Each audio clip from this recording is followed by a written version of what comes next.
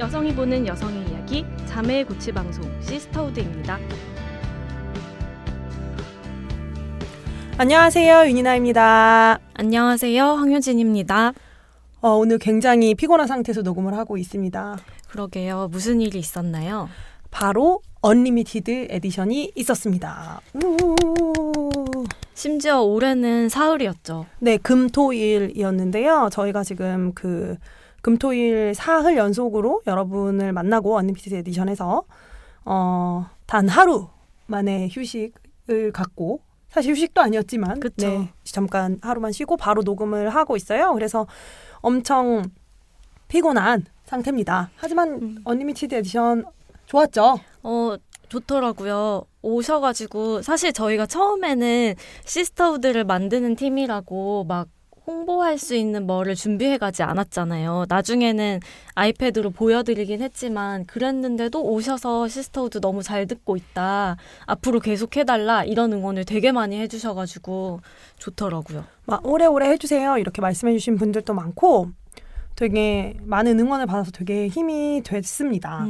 특히 간식을 주신 분들도 계셨어요. 맞아요. 정말 사랑입니다. 너무 고맙고 저희가 여자들은 먼저 미래로 간다 하고 여자들은 같이 미래로 간다를 팔았어요. 반응은 어땠나요? 정말 뜨거웠죠. 정말 열광의 도가니 2층에 정말 핫플레이스였습니다.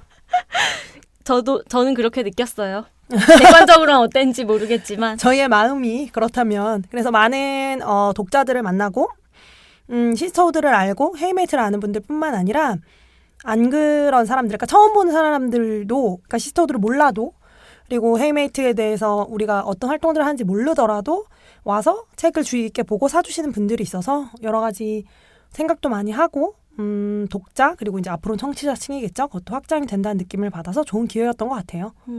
그리고 저희가 언리미티드 에디션에서 프로그램도 진행했잖아요. 네. 같이 그 82년생 김지영 가지고 여성 서사지도 그려보고 그리고 백대 테스트랑 뭐 애플레이티드가 어떤 것들인지 이제 설명해드리고 이런 프로그램을 50분 정도 진행을 했는데 거기서도 되게 이제 새로운 독자분들 많이 만난 것 같아서 엄청 좋았어요. 그래서 그분들에게 시스터후드가 전파가 됐기를 바라면서 지난주에 사실 공지사항음이 너무 크게 나왔다라는 피드백이 있었습니다. 저희가 사실 음향 조정을 하는데 전체적으로 소리가 녹음이 작게 날 때가 있어요. 그렇게 되면은 사실 공지사항 음향이 조금 크게 들어가는 경우들이 있는데 그걸 조금 더 앞으로 잘 조정하도록 하겠습니다. 이 말씀을 드리는 것은 한 분이 넘어지실 뻔했다 그래가지고 맞아요. 너무 죄송하고 너무 위험해서 정말 깜짝 놀라잖아요. 그러면 왜냐면 이어폰으로 듣는 경우에는 그런 것 같아요. 저희가 이어폰으로도 듣고 바깥으로도 듣는데 그게 또 저희가 녹음하는 그 프로그램으로 보면 그 음질 차이가 그렇게까지 꽝 이렇게 들린다는 생각을 못 하거든요. 그래서 그 부분에 있어서는 조금 더 신경을 쓰도록 하겠습니다. 1년을 편집했는데 아직도 어렵네요. 정말 편집 쉽지 않은 것 같아요. 맞아요. 그리고 지난주에 동백꽃 필 무렵을 이 나갔는데 그리고 나서 그러니까 지금 2회가 더 한 다음에 여러분은 들으시게 된 건데요. 그런데 반응이 어떨지가 저희가 되게 걱정을 많이 했잖아요. 왜냐하면 저희가 조금 뭐라고 해야 되지? 어려워했죠. 예, 굉장히 어려워하면서 말씀을 드렸기 때문에 마지막에는 물론 이제 그것들을 통해서 같이 고민해 가자라는 말씀 드렸지만 그러면서도 저희가 너무 명쾌하지 않게 들릴까? 혹은 뭐 많이 고민을 했지만 그게 이제 어떤 뚜렷하게 보이는 어떤 뭐 비평이라든지 관점으로 들리지 않을까 봐 걱정을 많이 했는데 여러분들이 너무 좋은 피드백을 많이 주시고 너무 좋은 의견을 주셔서 더 의미가 생긴 회차가 된 것 같아요. 맞아요. 어떤 작품에 대해서 얘기할 때 어쨌거나 우리는 여기에 대해서 얘기를 하는 사람이니까 어떤 방향으로든 좀 명쾌한 이야기를 할 필요가 있지 않나? 그 생각을 많이 했기 때문에 동백꽃 필 무렵 같은 경우는 계속 막 저희가 말하기가 어렵네요. 고민을 같이 해봅시다. 막 이랬잖아요. 네. 그래서 이렇게 얘기해도 될까라고 생각을 했었는데 사실 그 작품을 보면서 생각보다 많은 분들이 어떤 이게 되게 복잡한 작품이고 고민할 지점이 너무 많다는 생각을 하셨던 것 같아요. 그래서 그런 부분들에 있어서 의견을 남겨주신 분들도 있었고 저희도 그 의견들을 보면서 많이 참고를 했습니다. 궁금한 분들 있으시면은 팟빵 오디오 클립 댓글을 보시면 여러 가지 의견을 남겨주신 분들이 있거든요. 그런 걸 한번 확인해 보시고 같이 의견들을 더 나눠갈 수 있으면 좋겠습니다. 그러면 오늘의 공지사항 나갑니다. 자매의 고치 방송 시스터우드는 아이튠즈 팟캐스트, 팟빵, 네이버 오디오 클립, 유튜브에서 들으실 수 있습니다. 셀럽맥과 함께한 시즌1은 네이버 오디오 클립 독점 공개로 네이버에서 시스터우드를 검색해서 들어주세요. 광고 문의는 헤이메이트 공식 메일인 헤이메이트 매거진 @gmail.com으로 받고 있습니다. 어떤 광고에도 열려 있으니 많은 문의를 부탁합니다. 헤이메이트의 인스타그램, 트위터 계정이 운영되고 있습니다. 유튜브 구독, 계정 팔로우도 잊지 마세요. 자매들의 응원과 피드백은 언제나 환영합니다. 그러면 오늘의 작품 소개해 볼까요? 네, 오늘의 작품 어떤 작품인가요? 오늘의 작품은 지난주에 말씀드렸지만 책입니다. 장류진 작가님의 소설집 일의 기쁨과 슬픔을 소개해 드리도록 하겠습니다. 2018년 창비 신인 작가상을 받으면서 등단한 장류진 작가님의 첫 소설집입니다. 2018년에 등단을 하셨으니까 사실 1년 정도 된 거죠. 오, 그렇네요. 굉장히 생생하고 신선하고 살아있는 아주 가까운 작품입니다. 일의 기쁨과 슬픔은 표제작이자 등단작인데요. 이 작품이 창비 홈페이지에 신인상으로 공개가 되었었을 때 홈페이지를 다운시켜서 화제가 된 바 있습니다. 이때 IT 업계분들, 스타트업 업계분들이 굉장히 열광적인 반응을 보내주셨던 적이 있죠. 지금까지는 그 뷰수만 해도 40만 뷰 이상을 기록했다고 해요. 그리고 이번 책이 나오고서도 굉장히 반응이 뜨거웠습니다. 그래서 1, 2쇄를 1만 부 찍으셨다고 하고요. 그리고 5천 부 추가 인쇄된 상황이라고까지 한 인터뷰를 지금 본 상황이에요. 사실 신인 작가의 첫 소설집이 이미 1만 5천 부, 이제 그 이상이 나가게 될 텐데 굉장한 숫자죠, 사실. 특히 문단 소설이라고 하는 그 분야에서는 저는 이제 순문학이나 순수문학이라는 말을 별로 쓰고 싶지 않아서 문단이라는 단어를 써봤는데요. 문단 소설 안에서는 매우 고무적이고 특이할 만한 일이라고 좀 할 수 있을 것 같아요. 그리고 표제작의 제목은 알랭드 보통의 에세이 일의 기쁨과 슬픔에서 따온 것입니다. 제목이 너무너무 좋은 것 같아요. 제목에서 이미 딱 앞으로 잘 될 것이라는 것이 느껴지는 그런 작품이죠. 그리고 현재의 젊은 독자들이 굉장히 관심을 가질 수밖에 없는 유형의 제목인 것 같아요.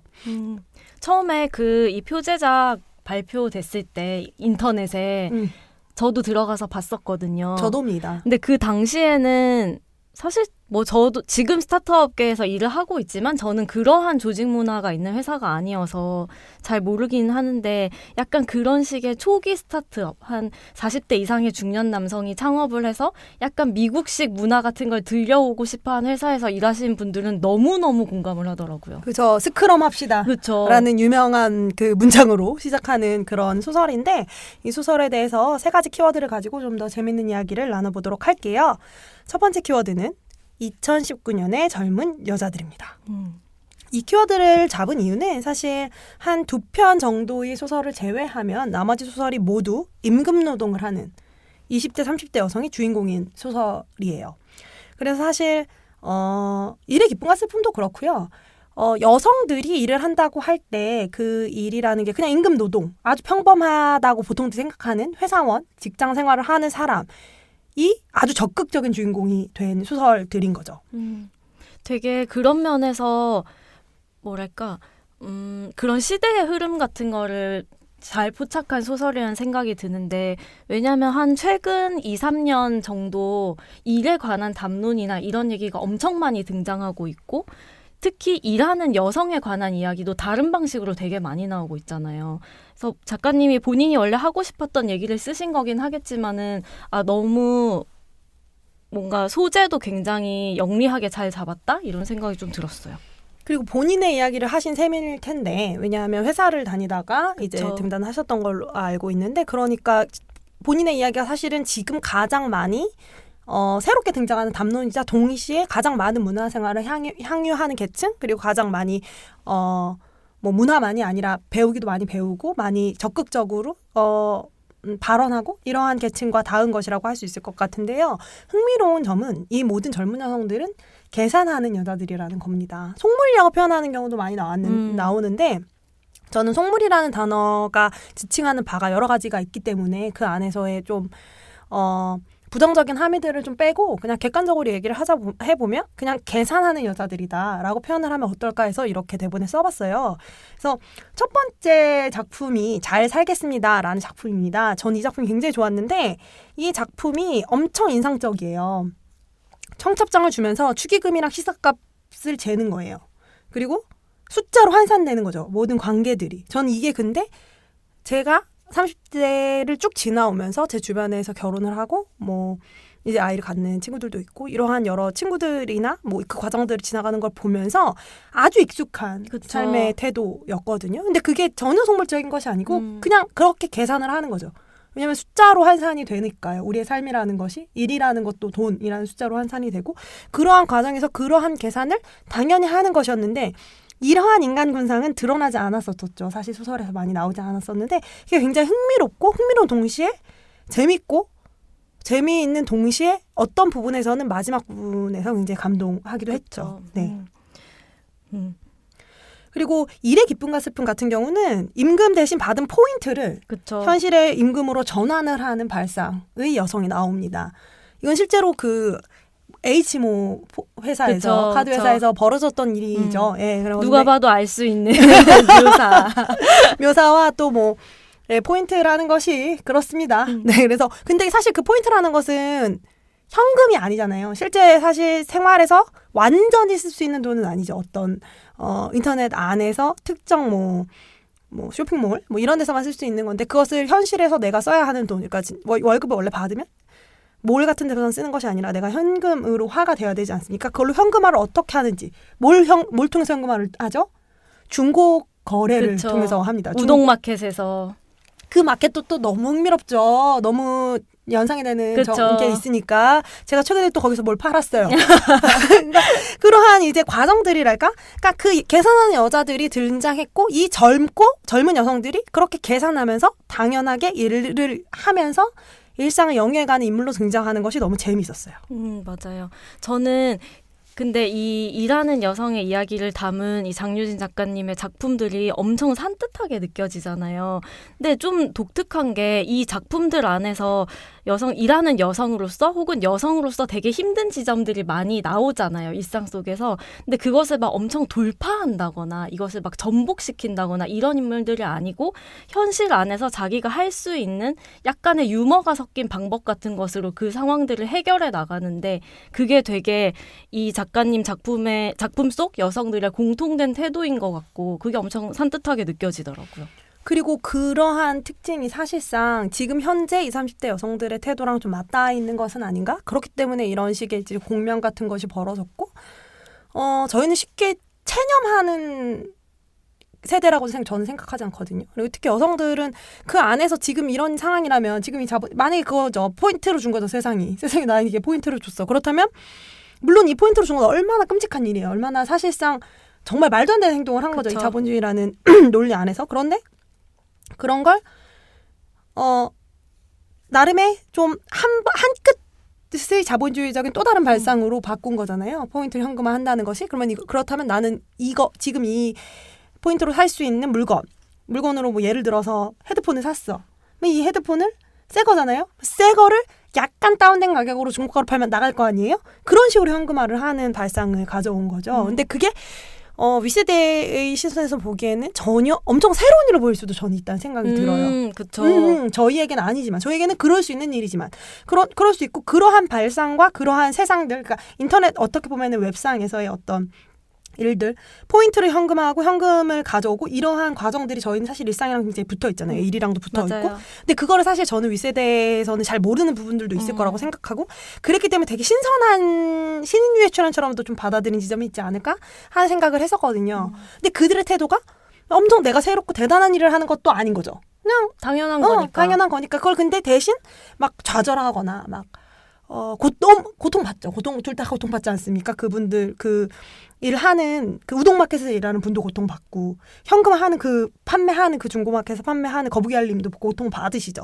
받지만 그럼에도 불구하고 일은 계속해야 되니까 일을 계속해 나가고 오늘을 버티기 위해 조성진의 콘서트표를 예매하는 겁니다. 그러한 삶의 태도들이 보여주는 바 시대를 분명히 보여주는 면이 있는 거죠.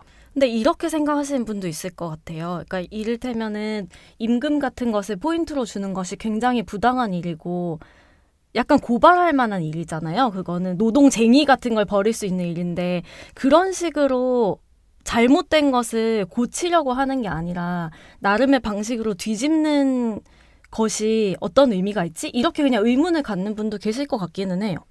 그러니까 모두가 그럴 수는 없잖아요. 근데 장유진 작가님의 소설이 보여주는 것이 모두가 그런 상황에서 그런 식으로 대응을 할 수는 없는 거고 우리 세대에 특히 일하는 여성들이 찾은 생존 방식이라는 것 중에 하나가 이런 것이다를 보여주는 거 그게 되게 의미가 있는 것 같아요. 맞아요. 그래서 일하는 여성들이 많이 등장을 한다는 점에서 재미있었던 이제 그 작품들이 방금 말씀드린 작품들이고 저는 사실 정말 흥미로웠던 작품은 가사 도우미로 온 이제 장노년 한 뭐 60대, 50대 후반, 60대 정도겠죠. 여성이랑 눈치 싸움을 하면서 청소를 이만큼 더 하고 덜 하고 같은 것으로 눈치 싸움을 하면서 그 팽팽하게 기싸움 같은 그쵸. 것을 하는 소설인 도움의 손길이 굉장히 인상적이었습니다. 끝인가요? 어떤 점에서 인상적이셨나요? 저는 사실 그 장년층의 여성이 굉장히 생생한 방식으로 그려졌다는 생각을 일단 했고요. 그 도움이라는 일을 한다고 할 때 저는 이게 굉장히 지금 특히 30대 여성들, 40대까지도 포함해서 아마도 이제 30대 후반 정도의 여성이 주인공일 텐데 그런 마음들을 되게 많이 갖고 있을 것 같아요. 사실 저희에게 요구가 되지 않습니까? 막 가정생활도 열심히 하고 뭐 가정이 있다고 할 때는 집에서 특히 집안일이라든지 돌봄 노동이라든지 그 외에 뭐 집안일 같은 것들이 그 외적으로 하고 있는 일과 다르게 부과가 될 때 사실은 82년생 김정에서 그것을 완전히 지영이가 독박을 쓰게 되는 거잖아요. 그런데 사실 그런다고 할 때 도우미를 쓴다고 생각을 해보면 도우미를 쓰는 것에는 언제나 죄책감 같은 것이 따라오지 그쵸. 않습니까? 왜냐하면 그 집안일이라는 것이 내 일이 아니지. 그리고 나의 남편이 내 일만은 아니지. 혹은 뭐 내 남편이 당연히 해야 할 일이라고 생각하지만 여전히 한국 사회 안에서 집안일이라는 것이 여성에게 부과된 과업 중에 하나이고 그것을 내가 제대로 해내지 못한 채로 다른 도움의 손길, 너무 대단한 제목인데요. 도움의 손길을 빌려온 것으로 저는 인식되었을 것이라고 생각하는데 그러한 심리를 굉장히 잘 그렸고 그러한 심리의 과정에서 계속 기싸움 같은 것을 벌이고 그 장노년 여성은 동시에 이런 식으로 생각을 하죠. 나는 젊은 여성인 너를 도우러 왔지만 이것을 돕고 돈을 받아서 도우미 일을 하고 있지만 어느 정도는 자신이 정상가족 안에서 자신이 획득한 어떤 자식 자녀들이라든지 그러한 뭐 종교적인 이유라든지 이런 것 때문에 이 여성을 또 약간 하찮게 그쵸. 보는 지점들이 있지 않습니까? 저는 그러한 눈치 싸움이 굉장히 잘 그려졌을 뿐만 아니라 생생하게 잘 그려졌을 뿐만 아니라 윗세대의 여성과 현재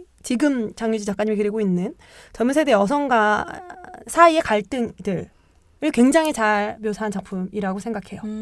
저는 방금 말씀하신 거 듣다 보니 그런 생각이 드네요. 전체적으로 일의 기쁨과 슬픔도 그렇고 방금 말씀하신 도움의 손길도 그렇고 이제 그 뒤쪽에 있는 새벽의 방문자들도 그렇고 예를 들면은 작품 안에서 한쪽이 더 권력을 많이 갖고 있는 것처럼 그려지는 관계들이 있잖아요. 그러니까 일의 기쁨과 슬픔에서 당연히 회사원 개인보다는 회사가 갑이고 도우미랑 도우미를 쓰는 사람이라고 할 때 도우미를 쓰는 사람이 갑인 것처럼 느껴지는 순간들이 있고 그리고 새벽의 방문자들 같은 경우는 그 오피스텔에 성매매하러 오는 남성들을 거꾸로 이제 보기 시작하는 여성의 이야기인데 그것도 약간 그런 식의 권력 관계를 역전시키는 방식으로 되게 글을 많이 쓰신다는 생각이 들었어요. 그래서 그 기싸움 같은 거라고 해야 할까요? 그 안에서 자신을 피해자로 위치시키지 않는다라든지 맞아요. 자신의 패자 혹은 자신이 뭐 권력관계에서의 약자로만 위치시키지 않는 점이 굉장히 재미있고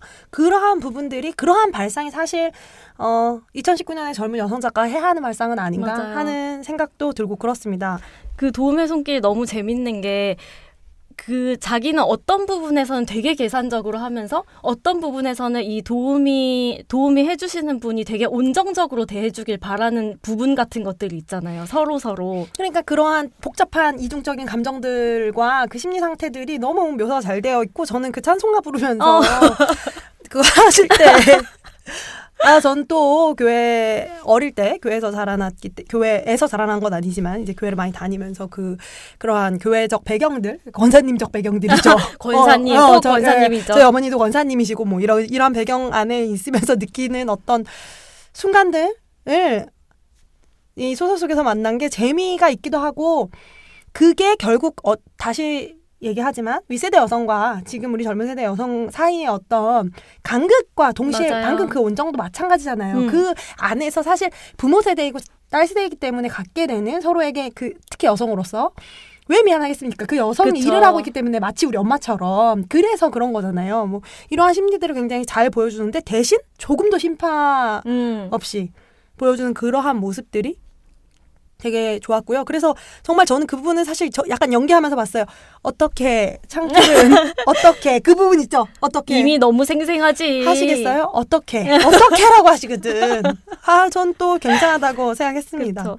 그리고 이 작품 얘기도 잠깐 해볼까요? 저는 나의 후쿠오카 가이드 이 작품 같은 경우도 그 전에 미리 공개가 됐었던 그쵸. 작품이잖아요. 근데 또 너무 흥미롭거든요. 나의 후쿠오카 가이드 같은 경우는 사실 저희가 이제 임금 노동을 하는 젊은 여성이 주인공인 소설이 많다 그랬는데 이 소설은 여기 돼서 임금 노동을 했다가 뭐 이제 개인사가 생겨서 일본으로 간 여성이 있고 이 여성을 좋아해서 후쿠오카로 따라가는 잠깐 짧은 여행을 가게 되는 남자가 화자인 소설입니다. 정말 대단하죠. 그래서 그 남성이 막 그 여성이 자기를 만나준다는 것에 대해서 혼자서 엄청난 상상을 하고 엄청난 의미 부여를 하고 그 여성에 대한 자신의 애틋한 마음, 막 순애보 같은 것에 대해서 계속 서술을 하잖아요. 그러다 마지막에 어떻게 하는지. 사실 그 순애보도 너무 대단한 거예요. 저는 어디 들어갔다 나오신 것 같아요. 그 생각을 하는 게. 사실 순애보도 아니에요. 그치, 끼워 맞추는 그치. 거예요. 자기가 다 끼워 맞춘 거잖아. 그래서 결혼을 이미 했는데 마칠 타이밍을 이 자기가 잘못 맞춘 것처럼 그러니까. 알고 생각하고 말이잖아요. 망상 같은 것을 하죠. 사실 캐퍼스는 혹시 읽어보셨나요? 아니요, 못 봤어요. 지금은 이번에는 번역돼서 나왔습니다. 저는 영문일 때 봤었었는데 그 소설에서 묘사된 남성이 있어요. 이게 사실 비교해서 보면 굉장히 재미있을 것 같은데 저는 근데 또 물론 캐퍼스에서의 그러한 남성상도 한국에도 되게 많이 있는 상인데 이 남자만큼 많진 않다. 이 후쿠오카 가이드 속 한국 남성만큼 많진 않다. 한국 남자들을 안에서 어떤 뭐라고 할까요? 모델 같은 것이. 그래서 저는 정말 재미있었고 저희가 이제 방송 때문에 못하는 대사가 하나 있어요. 그쵸. 또 비속어기 때문에. 그 비속어가 나오는 순간을 여러분이 읽다가 만나신다면 굉장히 재밌으실 거다. 하지만 그 장면이야말로 이 남성 캐릭터를 정말 압축해서 보여주는 코어죠. 것이죠. 그런 걸 코어라고 합니다. 그래서 사실 이 작품 집은 굉장히 시대를 잘 맞아요. 포착한 작품집이라고 생각해요. 그래서 추천사를 보면은 정리현 소설가님이 이런 추천사를 쓰셨습니다. 오늘의 한국 사회를 설명해줄 타임캡슐을 만든다면 넣지 않을 수 없는 책. 저는 굉장히 맞는 표현이라고 생각해요. 너무 정확한 추천사네요. 그래서 이 추천사 얘기가 나온 김에 두 번째 키워드로 넘어가 보도록 할게요. 두 번째 키워드는 소설집입니다. 제가 제일 처음에 이 소설집 읽고 되게 놀란 게 처음부터 이제 그 해설이랑 그 뒤에 붙은 작가의 말까지 그냥 완벽하다. 하나로 모든 것을 읽었을 때 한 권의 책으로 너무너무 완벽하다는 생각이 드는 거예요. 그리고 맨 뒷장에 추천사가 있죠. 저는 사실 추천사가 되게 중요하다고 생각하면서도 추천사가 추천사이기 위해서 있는 경우들도 있잖아요. 맞아요. 그냥 추천하기 위해서 정말로 추천합니다. 정말 이게 좋습니다. 좋은 책입니다. 이렇게 하기 위해서 있는 경우들도 사실 많이 있으니까. 그런데 추천사 그러니까 책을 다 덮어서 책을 이제 읽고 표지를 보고 그다음 책을 다 읽고 소설들을 읽고 그다음에 해설을 보죠. 해설을 본 다음에 작가의 말을 읽고 뒤집어서 추천사를 보면 완벽하게 마무리되는 책이에요. 그렇죠. 근데 사실 이게 그렇게 쉽게 모든 책이 그렇지는 않습니다. 왜냐하면 소설집이라는 것이 얼마 동안 쓴 소설을 모으는 거잖아요. 그러니까 사실상 본인이 쓴 소설들이 저는 좀 기획 안에서 쓰지 않았을까 생각해요. 그러니까요. 네, 근데 물론 다른 소설가분들도 그렇게 하시는 분들이 있고 당연히 그렇게 하시는 게 이제 반영이 되는 경우들도 있고 배치를 그래서 다르게 하는 거는 뭐 당연히 그럴 수 있다고 생각하는데요. 그게 되게 잘 적용됐다고 해야 될까요? 이 책은 사실 잘 살겠습니다로 시작을 하잖아요. 그렇죠. 잘 살겠습니다가 맞나요? 잘 살겠습니다. 살아보겠습니다. 잘 살겠습니다. 잘 살겠습니다 맞네요. 잘 살겠습니다라는 소설로 시작을 해서 어떤 이 책 전체의 화자가 될 법한 여성 한 명을 등장을 딱 시키고 그래서 이 소설집 안으로 들어간 다음 이제 온갖 저희가 말씀드린 문장의 인물들과 뭐 여성들이 등장을 한 소설 쭉 지나고 나면은 마지막에 탐페레 공항이라는 소설로 마무리가 되는데요. 저는 소설집 전체 제일 좋았던 소설은 탐페레 공항입니다. 탐페레 공항은 유일하게 저는 굉장히 책을 재밌게 읽었고 이 소설집 좋았는데 마음을 건드린 소설은 탐페레 공항이었어요. 맞아요. 그래서 그렇게 마무리가 된다는 것이 저는 너무 또 대단하다고 느꼈는데요. 맞아요. 그래서 마치 소설 전체를 봤을 때 어떤 클라이막스를 지나고 어떤 마음의 울림이 끝난 채로 끝난 것처럼 한 편의 전체 장편소설을 읽을 때의 구성처럼 느껴졌어요.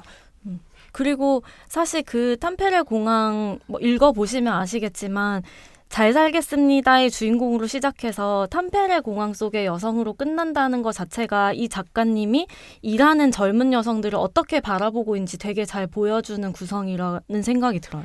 그리고 탐페레 공항의 여성은 특히 자신의 꿈 같은 것에 대해서 되게 명확한 어떤 태도를 보이게 되는데 원래는 다큐멘터리 PD가 되고 싶었기 때문에 그 준비를 하다가 결국 준비가 했던 것처럼 뜻대로 되지 않아서 회사를 다니게 되는 얘기가 나오는데 그 회사가 다닐 때 내용을 하나도 포장을 하지 않고 막 그 꿈에 대해 연민처럼 말하지도 않고 맞아요. 정말 되게 정확하게 자신에게 무엇이 필요하고 무엇이 중요하고 무엇이 지금 자신의 앞날을 위해서 커리어를 위해서 그리고 뭐 일상을 영위하는 데 있어서 도움이 되는지를 알고 정확히 판단을 하는데 그렇게 했음에도 불구하고 자신의 안에서 자신이 소중하게 간직했던 어떤 감정들이 탐페레 공항에서 아주 잠깐 만났던 할아버지를 통해서 드러나게 되는 거죠. 맞아요. 저는 정말 깊이가 없다는 평가를 되게 많이 들으셨다고 그것 때문에 깊이라는 걸 어떻게 찾아야 되지 이런 생각 많이 하셨다고 하는데 탐페레 공항을 안 읽으셨나 봐요. 근데 탐페레 공항을 안 읽으셔도 왜 그런 말을 하지? 아니 왜냐면 저는 처음이랑 끝 소설이 되게 닮아 있다고 생각을 하는데 잘 살겠습니다 같은 경우도 이 빛나 언니가 사실 보면은 엄청 싫은 캐릭터잖아요. 그렇습니다. 너무너무 얄밉게 굴고 그 사람이야말로 정말 눈치도 없고 막 이런데 어느 순간 이 주인공이 빛나 언니나 나나 여성으로서 여기서 과연 얼마나 일하면서 살아남을 수 있을까 이 생각을 하면서 결국에는 그 얄미운 빛나 언니를 막 비난하거나 하는 게 아니라 그럼에도 잘 살았으면 좋겠는데 라고 생각하면서 끝나잖아요. 그러니까 그러한 마음 같은 것을 잊지 않고 살아가는 젊은 여성의 이야기라는 점에서 되게 처음이랑 끝이 잘 맞는 것 같아요. 그래서 사실 소설로서도 방금 말씀하신 것처럼 잘 살겠습니다로 시작해서 탐페레 공항으로 끝나는 구성이 있고 그리고 해설이 있습니다. 해설은 소설집에서 이 소설집에 대한 해설을 하는 거죠. 근데 해설을 보통 읽으시나요, 효진 씨? 저는 잘 읽어요. 저는 재밌거든요. 그리고 내가 본 방식이랑 평론하시는 분이 보는 방식이랑 뭐가 다르고 뭐가 같은지 이런 걸 보는 재미도 좀 있죠.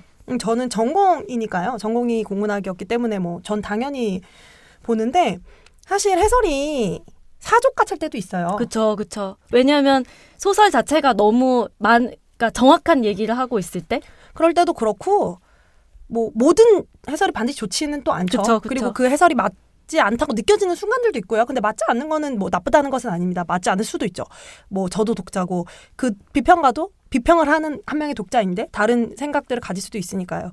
근데 이 소설집 같은 경우는 좀 놀랄 만큼 색깔을 더해준다고 해야 될까요? 맞아요. 이 책 전체의 색깔을 한 번 더 선명하게 덧칠을 해준다고 해야 할까요? 전 좀 약간 충격을 받았는데요. 이번에 해설을 읽으면서는 좀 너무 좋더라고요. 맞아요. 인아영 평론가가 쓰셨습니다. 인아영 평론가님이 우리가 빛의 속도로 갈 수 없다면에 해설도 쓰셨죠. 또 김추혁 작가님과 장준 작가님의 소설의 해설을 또 젊은 여성인 인아영 평론가님 쓰셨다는 바가 상징하는 게 있는 것 같네요. 너무 좋네요. 그리고 이 책은 사실 방금 말씀하셨던 것처럼 깊이가 없다거나 그냥 뭐 현실 묘사만 한 거 아니야? 이런 식의 뭐랄까 지적 같은 것을 되게 많이 받아왔을 거라서 이렇게 해설해서 이것이 지금 시대에 어떤 의미인지 되게 정확히 얘기해 준 거 너무너무 중요한 일인 것 같아요. 그래서 내면의 진정성이나 비대한 자아가 없다는 표현이 그 해설 안에 나오는데 이 표현은 긍정적으로 쓰인 겁니다. 맞아요. 그러니까 비대한 자아가 없는 거예요. 한국 남자들이 소설을 쓰면 얼마나 비대합니까? 자아들이? 사실. 그쵸. 그 이때까지 상찬받아왔던 남성들의 문학이란 건 다 사실 그 비대한 자, 고뇌하는 나, 막 이런 걸 드러내잖아요. 여긴지 저긴지 내가 어딘지 여긴지 저긴지 그런 심리들 있지 그쵸. 않습니까? 막 그 세상의 중심이 너무나 자신뿐인 맞아요. 존재들에게서 나온 것이었고 그러한 것이 없다는 건 저는 엄청난 칭찬이었다고 생각이 들고요. 효진님이 또 특별히 좋았던 구절 한번 읽어주시면 좋겠습니다. 네. 제가 지금 찾고 있는데요. 잠시만요. 사실 거의 모든 부분이 너무 좋아가지고 제가 SNS에도 되게 많이 공유를 했는데 뒷부분을 한번 읽어드릴게요. 그렇다면 장유진의 소설과 더불어 우리는 이제 한국 문학의 개인에 대해 이렇게도 사유해 볼 수 있겠다. 이 사회에서 의리자 약자인 여성, 청년, 노동자들이 특유의 생존 감각으로 시스템을 체화하고 탄력적으로 구부려 가장 빠르고 정확하게 앞으로 나아가고 있다고 말이다. 이 개인들은 시스템 안에서 노동자로서의 위치를 정확하게 자각하고 작은 행복을 소중히 여기며 그것을 지키기 위해 예민한 센스를 발휘할 줄 안다. 이 센스는 타협이라기보다 응전이다. 가장 빠르고 정확하게 앞으로 나아간다는 거죠. 여자들은 먼저 미래로 갑니다. 아, 또 명제목이네. 정말로 갑자기. 전 그렇게 생각이 들 수밖에 없고 저희가 저희 책에 제목을 지을 때도 그랬지만 그건 막 엄청 대단하게 앞으로 앞서 나간다는 의미가 아니잖아요. 지금 방금 이 해설에서 의미하는 바 여성들이 탄력 있게 구부리고 맞아요. 자신의 위치를 정확히 파악하고 사회에 대한 감각을 예민하게 벼리고 사회에 대해서 계속 감각하면서 그렇게 앞으로 가는 것이죠. 그러한 인물들을 만나보고 싶다면 이 소설을 읽어보시면 좋겠고 역시 해설까지 읽어보시면 좋을 것 같습니다. 그렇습니다. 그러면 세 번째 키워드로 넘어갈까요? 너무나 자연스러울 수밖에 없네요. 한국의 젊은 여성 소설가들은 미래로 간다입니다. 키워드라고 하기엔 문장으로 썼는데요. 제가. 뭐 키워드죠. 한국의 사랑편에서 말씀을 드렸었죠. 그때도 말씀을 드렸지만 또 말씀드릴 수밖에 없습니다. 한국 문학의 미래는 여성 소설가들에게 있네요. 정말이에요. 그리고 지금 앞에 말씀드렸잖아요. 일단 여성 독자들이 엄청난 지지를 하고 있습니다. 지금 1만 5천 부 아마 이미 넘어갔을 맞아요. 거라고 저는 생각드는데 제가 이 대본을 쓴 시점에 한 일주일 정도 지났어요. 그래서 아마 지금은 더 팔렸을 거라고 생각이 되고 사실 문단뿐만 아니라 대중적 지지가 계속 있거든요. 저희가 아마 한국 사랑편 때 말씀드렸던 것 같아요. 최은영 소설가의 첫 소설집이 10만 부가 팔렸습니다. 그리고 일단 저희는 조남주 작가님의 얘기를 빼고 그쵸. 하면 안 돼요. 그래서 조남주 작가님이 있었고 최은영 작가님 같은 경우는 정말로 문단문학 안에서도 가장 어떤 코어한 문단문학의 어떤 내부의 평가도 그랬고요. 그러한 작품을 썼음에도 불구하고 그러한 대중들이 다 반응을 해주고 있는 거예요. 여성들이 쓰고 있는 좋은 소설에. 맞아요. 그게 전 굉장히 의미가 있다는 생각을 합니다. 그게 사실 지금 문단 안에서도 정확하게 보여지고 있는 게 최근에 김승옥 문학상은 문학동네에서 출간하게 됐는데요. 수상자 9인이 다 여성이었습니다. 맞아요. 근데 이게 특수하게 심사를 하는데 등단 10년 차 이상 작가예요. 그러면 등단 10년 차면 잘 생각해 보시면 저희가 알고 있는 꽤 많은 수의 남성 작가들이 맞아요. 여기 들어갑니다. 그 굉장히 유명하고 한국 안에서 막 그런데 막 나가시는 분들 있잖아요. 그 방송에서 막 그쵸. 뭐 이렇게 뭐 알고 싶고 뭐 이런 알고 거 있잖아요. 싶고, 자팍 그쵸. 이런 것들 네. 이런 것들 하시는 분들이랑 또 그 외에도 여러 가지 뭐 중요한 사건들 안에서 불려오는 남성 작가들이 많이 있는데 그분들이 다 이제 함께 있는 그 레인지라는 거죠. 등단 10년 차 이상이면 등단 10년이면 2000년대 후반이니까요. 그러면 그 이전에 등단하신 분들을 의미하는 거니까요. 그리고 그걸 블라인드 심사로 했는데 9명이 뽑혔는데 다 여성이었던 얘기예요. 이건 얼마나 큰 의미가 있습니까? 맞아요. 예. 그래서 윤성희 작가님이 수상을 하셨고요. 그 중에서는 이제 뭐 되게 뭐 다양한 작가군이 있는데 그 중에서도 저희가 너무 사랑하는 분이 있어서 얘기를 잠깐 해보려고 해요. 황정은 작가님이 수상하신 작품이 파묘입니다. 효진님이 되게 인상 깊게 읽으셨다고 해가지고요. 네네.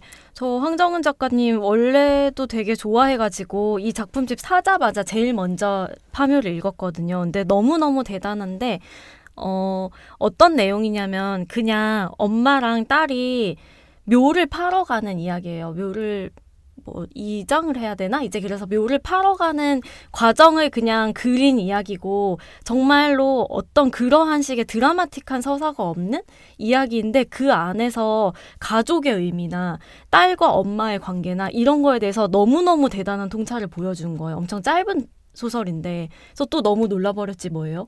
저희는 다음 작품은 예정이 돼 있습니다.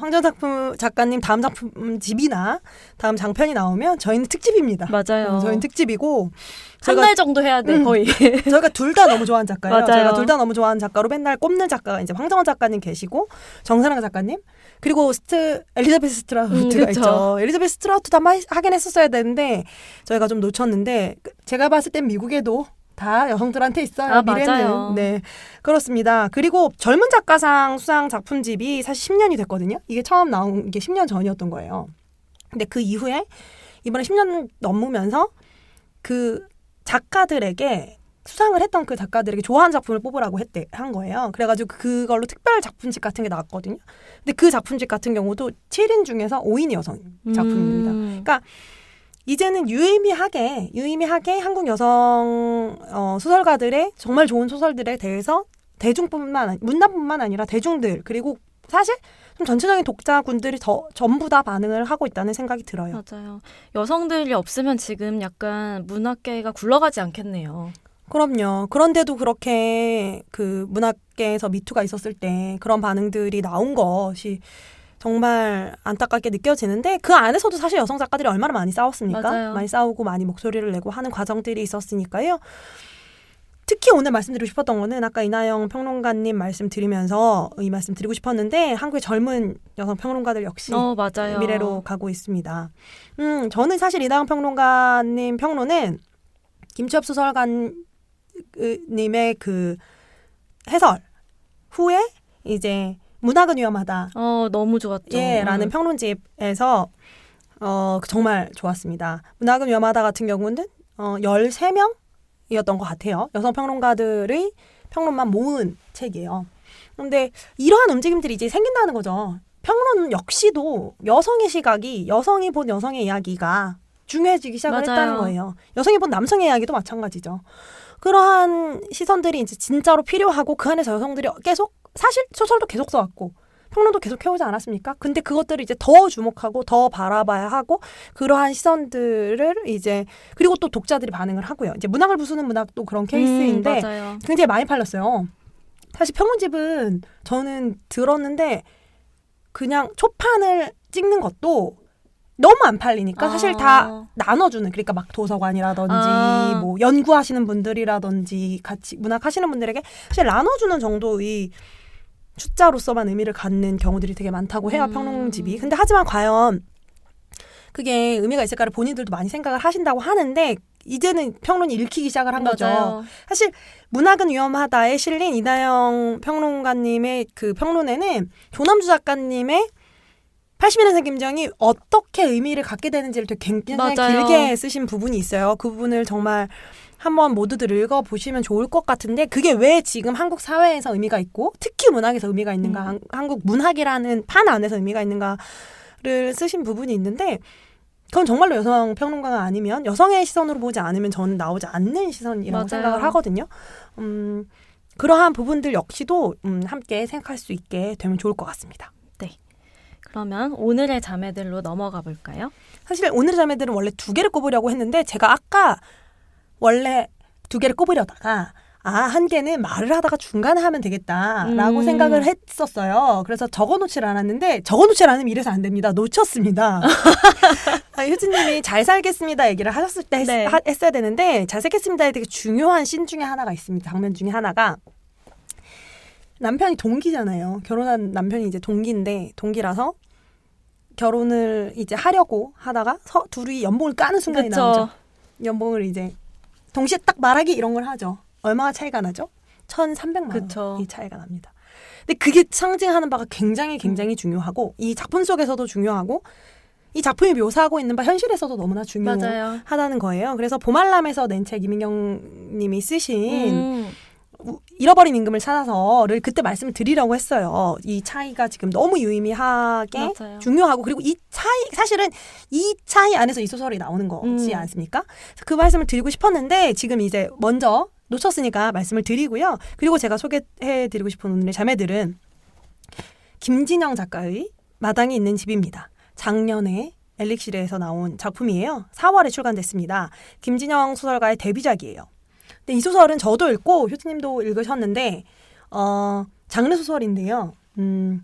한 집에 이렇게 막 냄새가 나요. 이렇게 냄새가 마당이 아름다운 집인데 냄새가 시체 냄새가 나면서 이야기가 시작됩니다. 그러면서 그 안에서 그 시체가 누구인지 혹은 그 도대체 누가 그 시체 누가 그를 죽이고 시체를 묻었는지를 두고 그 마당이 있는 아름다운 집에 살고 있는 여성과 그 집이 아닌 다른 곳에 살고 있는 임산부 여성 이 두 사람이 이제 심리 싸움을 하고 누가 죽였는지를 이제 추적해가는 과정이 나오는 작품이죠. 이 작품 같은 경우는 전 작년에 가장 인상적인 한국 소설 중에 하나였고 무엇보다 여성 캐릭터를 생각할 때 좀 둘 다 굉장하게 비호감이죠. 둘 다 조금도 좋아할 구석이 없는 부분들이 있는 여성들이에요. 맞아요. 특히 그 임산부 같은 경우는 임산부라는 어떤 모두의 그 뭐라고 하죠? 연민 혹은 뭐 공감 같은 걸 자아낼 수 있는 상황의 설정임에도 불구하고 엄청 예상치 않은 방식의 악덕 혹은 그런 악행을 행하는 그런 유형의 캐릭터입니다. 그 점이 굉장히 재미있었어요. 저는 영화를 쓸 때도 영화도 그렇고 뭐 드라마도 그렇고 저는 굉장히 많은 부분에서 여성이 굉장히 사랑스럽기를 좀 보기 좋고 보기 좋을 뿐만 아니라 좀 기분 좋게 만들고 이러한 존재이기를 요구받는다고 생각이 드는데요. 그래서 저는 캐릭터를 만들 때 무의식 중에 그러한 방식의 생각들을 많이 하게 되는 경향들도 있지 않나 하는 생각도 들어요. 그런데 굉장히 조금도 호감이 가지 않는 두 여성이 한 이야기를 이끌고 가는 과정들이 굉장히 저는 재미있었습니다. 그래서 한 구절 읽어드리면요. 이 세상에 쉬운 삶은 없어요. 자신을 특별히 불행한 사람이라고 생각하지 말아요. 우린 모두 다 평범하게 불행한 거예요.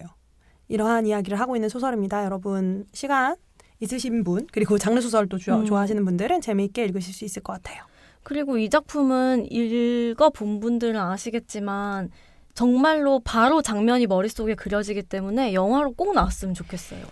영화화가 될 예정이라는 소식을 들었는데 아직 조금 시간이 필요한 것 같아요. 저는 꼭 영화로 보고 싶고 맞아요. 여러분들도 가상 캐스팅 같은 거 하면서 영화 보시면은 소설 보시면은 재미있으실 것 같아요. 맞아요. 네. 그럼 다음은 새 코너입니다.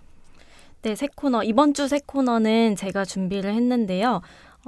구정인 작가님의 기분이 없는 기분이라는 만화책을 추천을 하고 싶습니다. 남편이 있고 이제 아이를 키우면서 살아가는 30대 중반의 직장인이에요. 혜진이라는 여성이고 직장인인데 어느 날 오랫동안 연락을 주고받지 않았던 아버지가 고독사를 했고 돌아가신 지 되게 오래 지난 후에 시신이 발견됐다. 이웃이 그걸 알게 돼서 되게 뒤늦게 신고를 했다는 연락을 받게 됩니다.